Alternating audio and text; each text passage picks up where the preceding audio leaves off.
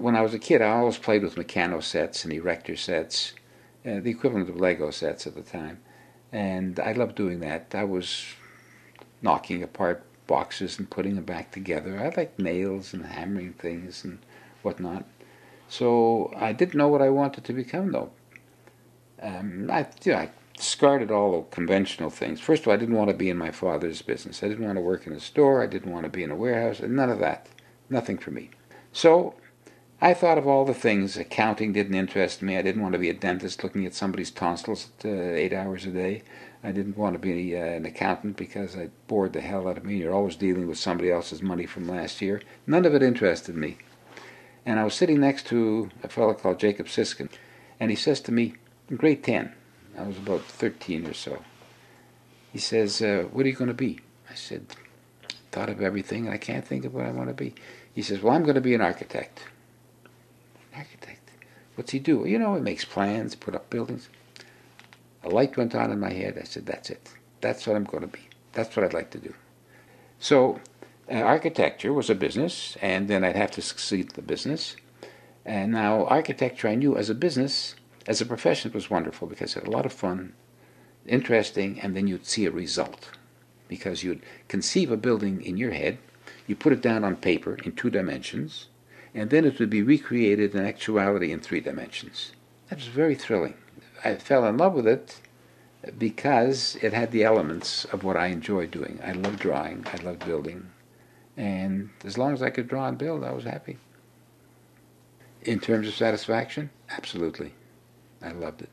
I absolutely loved it. They'd poke me down in the middle of some place or other, and they'd say, okay, figure out what we can do here. Went to Nigeria to build a parliament building.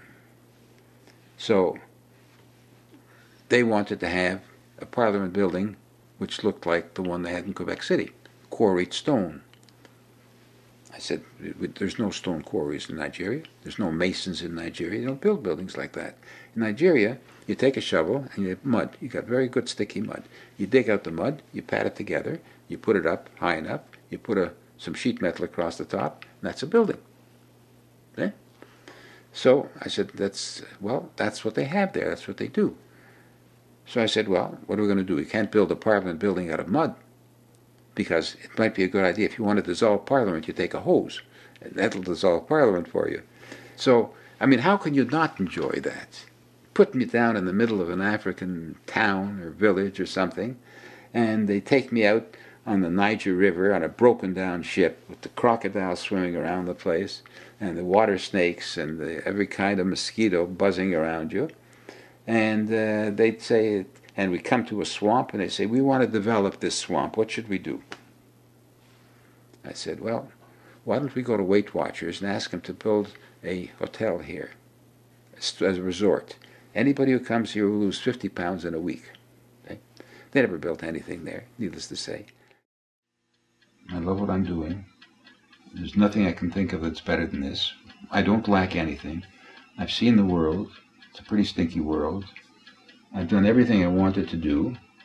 I've been very lucky in that respect. I wanted to be an architect. I became one. I wanted to build. I built. I wanted to write. I wrote. I wanted to draw. I drew. There's nothing else I want to do. I have no ambitions that are not fulfilled. I've got 14 grandchildren. I want to see them grow up. That's all. Nothing.